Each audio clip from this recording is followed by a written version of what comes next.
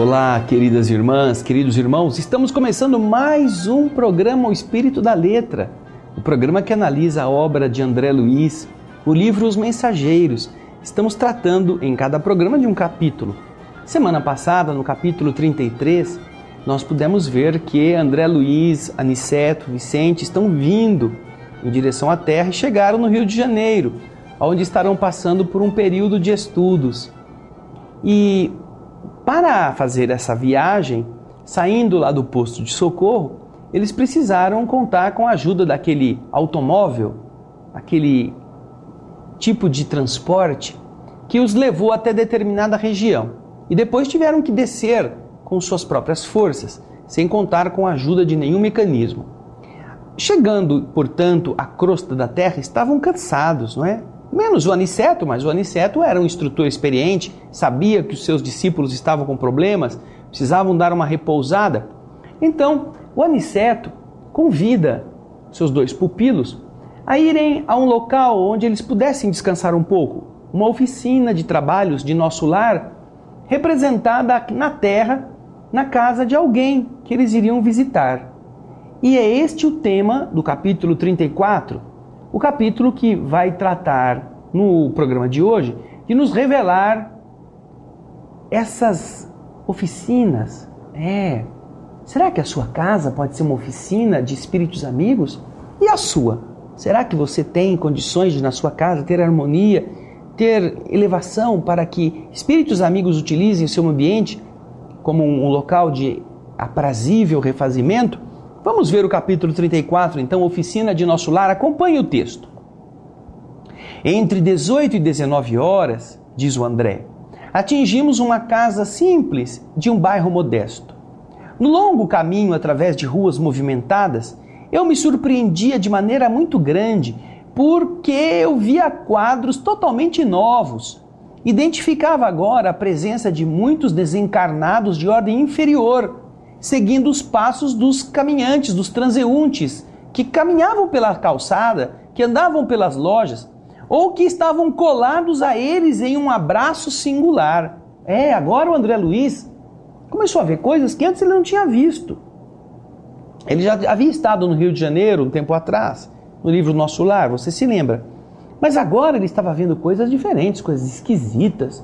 E ele está vendo pessoas caminhando, com gente caminhando com elas, gente do mundo invisível, outros andando e espíritos grudados nessas pessoas, como se estivessem abraçados, um abraço esquisito. Olha lá, muitos se dependuravam a veículos, espíritos que agora ele via, e olhavam para a gente de modo estranho. Outros em outras sacadas distantes também nos observavam, alguns em grupos, vagavam pelas ruas formando verdadeiras nuvens escuras que houvessem baixado repentinamente ao solo. Eu me assustei. Não havia percebido estas ocorrências nas excursões anteriores que eu havia feito à terra. Aniceto, porém, explicou que não fora em vão o auxílio recebido para a intensificação do poder visual. Você se lembra, não é? Você se lembra no começo deste livro que André e Vicente foram ao centro de mensageiros e lá receberam, nos diversos esforços que eles fizeram para prepararem-se na comunicação, aqueles recursos a mais na visualização do mundo espiritual que eles não possuíam. E então agora eles estão observando, parece que alguma coisa se abriu no campo da visão.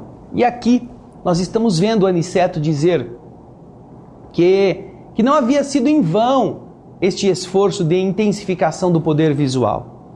Estávamos em tarefa de observação ativa, exatamente visando o aprendizado. Não dissimulava, entretanto, a minha surpresa. As sombras sucediam-se umas às outras, e posso assegurar que o número de entidades inferiores que os homens comuns não viam não era menor nas ruas do que o número de pessoas encarnadas que iam para lá e para cá. Não havia ali a serenidade dos ambientes de nosso lar, nem a calma relativa do posto de socorro de Campo da Paz. Receios imprevistos, então, se instalaram na minha alma. Desagradáveis choques íntimos assaltavam-me o coração sem que eu lhes pudesse localizar a origem, de onde eles vinham. Tinha a impressão nítida de havermos mergulhado num oceano de vibrações muito diferentes, onde respirávamos com certa dificuldade.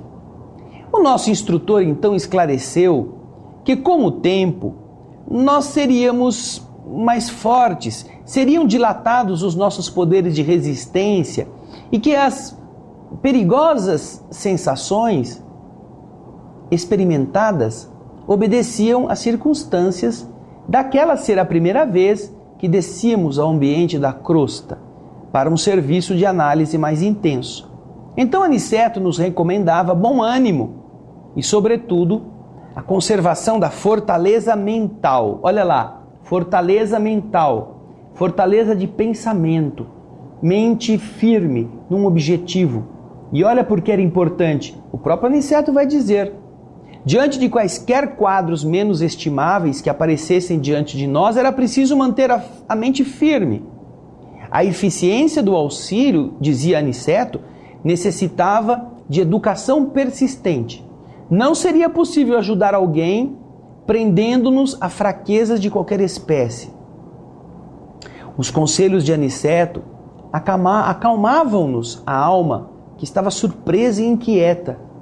E eu tudo fazia no íntimo para me ajustar a essas recomendações do bondoso orientador. Mesmo porque, asseverava Aniceto, dizia ele, que diversos companheiros adiavam nobres realizações em virtude das manifestações de injustificável receio. Outros espíritos que também poderiam vir à Terra fazer o que nós estávamos fazendo, não vinham porque tinham medo. Eu vou ver umas coisas feias lá, não quero correr esse risco. Vai que eu tenho vontade de ficar de novo fazendo as mesmas burradas, eu não vou ficar por aqui. Então Aniceto está alertando para manter a mente firme, o pensamento reto e não se incomodar com as coisas feias que pudessem ser vistas nessa primeira excursão de aprendizado. Nós vamos, então, para o nosso primeiro intervalo. Daqui a pouco nós vamos continuar para chegar até a oficina na Terra, a oficina de nosso lar na Terra. Que oficina será essa, hein? Vamos ver? Fique conosco, daqui a pouco a gente volta.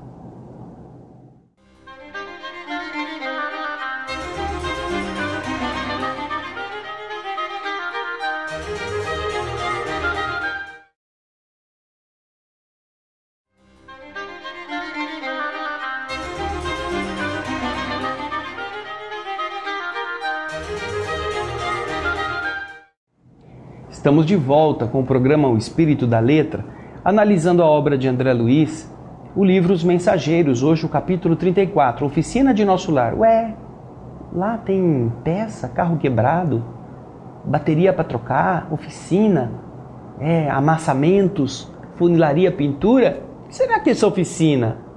Você viu que na verdade no bloco anterior eles tinham chegado na Terra e estavam indo numa casa de um bairro afastado. Mas lá conserta a moto espiritual, aqueles veículos que transportaram o André Luiz na oficina? Não! Você viu que o André Luiz se sentiu mal, estava num ambiente diferente, via espíritos negativos acompanhando os encarnados, recebia cargas negativas de pensamentos que ele não sabia de onde vinham. E o Aniceto disse para ele: você tem que prestar atenção, você não pode ficar à mercê dessas coisas. Agora, o André Luiz vai chegar nesse local. E nós vamos ver, acompanhando o texto, que local é esse. Vamos então, qual é aquele local, a oficina de nosso lar? Aquela residência de aspecto tão humilde que nós alcançávamos, agora proporcionava-me cariciosa impressão de conforto. Estava lindamente iluminada por clarões espirituais que recordavam muito a nossa cidade, nosso lar tão distante. Eu fiquei muito surpreendido e reparei que o nosso orientador parara, se detivera. E ao notar a minha admiração, Aniceto indicou a casa pobre e falou: teremos aqui o nosso refúgio. É uma oficina que representa nosso lar. Profundo assombro me empolgou o íntimo, mas não tive oportunidade para indagações. Eu tinha que seguir o instrutor, que tomara a direção da casa pequenina.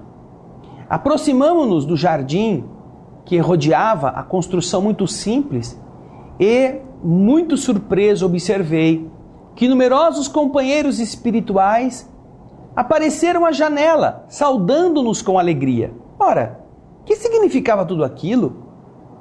Você já notou? O que significava? Eles chegaram na casa, fulano, apareceu na janela, fulano, vem, quem está chegando? Um espírito amigo chamava o outro, naquele casebrinho, naquela casinha simples. Todo mundo reconhecia o Aniceto, davam boas-vindas. O mundo espiritual, veja só. Em outras vezes, eu visitara a minha cidade e meu antigo lar, diz o André, mas nunca havia visto essas coisas desse modo. Aniceto, vendo a minha perplexidade, minha surpresa, meu espanto, explicou. Os irmãos que nos saúdam são trabalhadores espirituais, que se abrigam nesta tenda de amor também. Um cavalheiro muito simpático e acolhedor nos abriu a porta. Olha só, abriu a porta. Este pormenor foi outra nota imprevista. Como abriu a porta? Isso não havia acontecido quando eu voltava à minha velha casa terrena. As portas fechadas não eram obstáculos para mim. Ali, porém, vigorava um sistema vibratório de vigilância que eu não conhecia até então. Vigilância. André Luiz não sabia. Lá na casa dele, que não tinha vigilância nenhuma, podia entrar e sair por qualquer lugar, porta, parede, não importava. Até belo telhado, se caísse lá dentro, entrava. Mas na casa a que ele se refere, havia uma vibração protegendo-a, havia uma vigilância.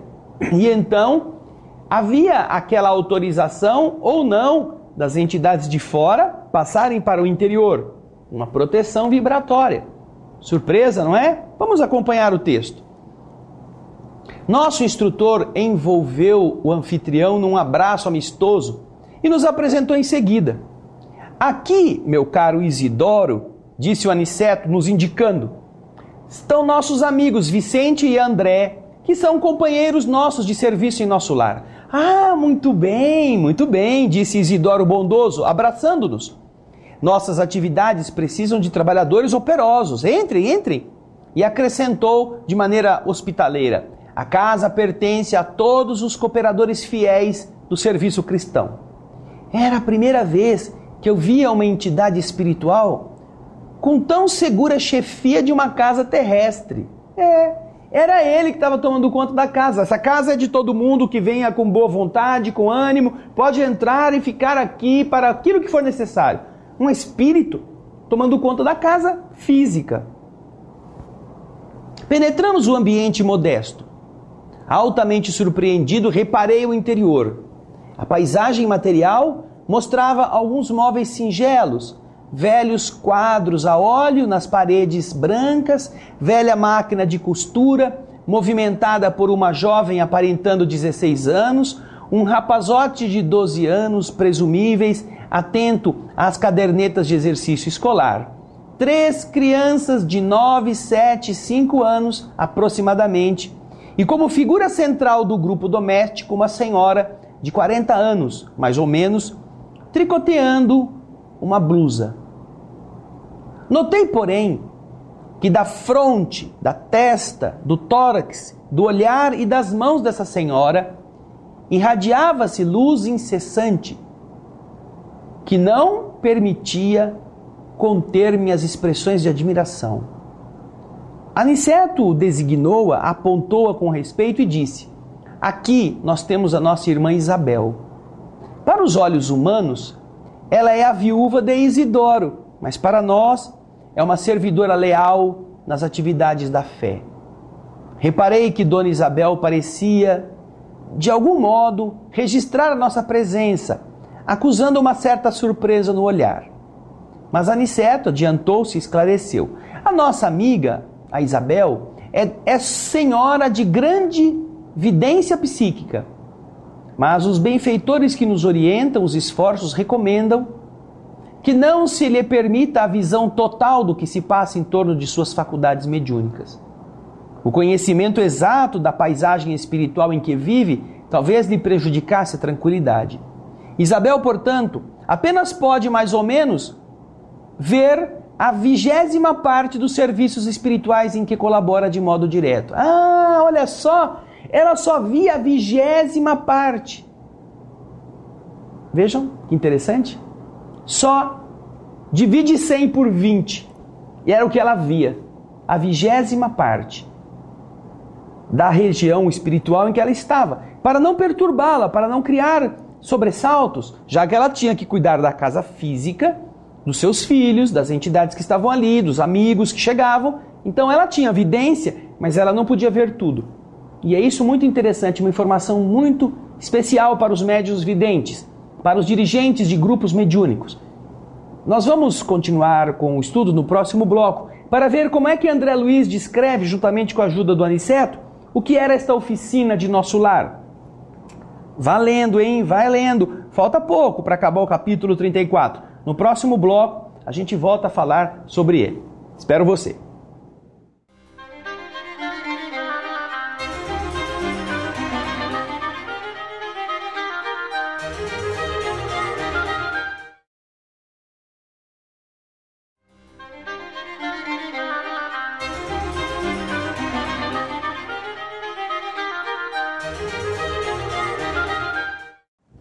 Estamos de volta com o estudo do capítulo 34 do livro Os Mensageiros, no nosso Espírito da Letra.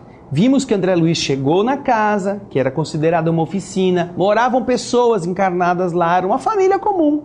Só que a dona da casa era uma entidade, uma pessoa bastante elevada, uma criatura com uma liderança vibratória e era médium vidente. Mas ela só conseguia ver 5%, a 20ª parte de tudo o que acontecia à sua volta. Apesar de ela possuir capacidade mais ampla, os espíritos haviam bloqueado a condição vidente, a condição de percepção da vidência, para que ela não se sobressaltasse, de modo a ela poder continuar a colaborar de maneira direta nos trabalhos físicos e espirituais. Acompanhemos o texto agora na parte final. A essa altura do nosso encontro, Isidoro nos indicou uma pequena sala ao lado e disse a Aniceto: olha, vocês me desculpem se eu não lhes posso acompanhar no repouso necessário. Descansem à vontade. Tenho serviços urgentes, recebendo amigos que vão chegar aqui também. Nosso mentor agradeceu comovido e, acompanhando-o, alcançamos modesto salão pobremente mobiliado, mas quase que repleto de espíritos que estavam ali em conversação edificante. Confortadoras luzes brilhavam em todos os recantos. Havia ali um velho relógio, tosca mesa de grandes proporções, uma dúzia de cadeiras e alguns bancos rústicos. A claridade espiritual reinante, entretanto, era de maravilhoso efeito. Muita gente esclarecida e generosa do plano invisível aos humanos, ali se reunia. Aniceto cumprimentou os grupos que lhe eram mais íntimos, de modo especial, e nos apresentou com a bondade de sempre. Sentindo-nos a admiração, esclareceu, quando nos vimos mais a sós num canto do salão: estamos numa oficina de nosso lar. Isidoro e Isabel construíram-na num ato de heroísmo e fé. Tendo saído de nossa cidade para essa tarefa, vai para mais de 40 anos.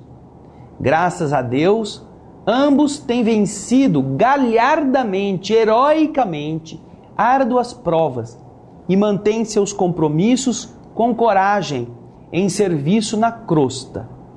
Há 3 anos, Isidoro voltou para a nossa esfera e, contudo, graças ao altruísmo da esposa e aos vínculos de amor espiritual que conservam acima de todas as expressões físicas, continuam estreitamente unidos, como no primeiro dia do reencontro na existência material.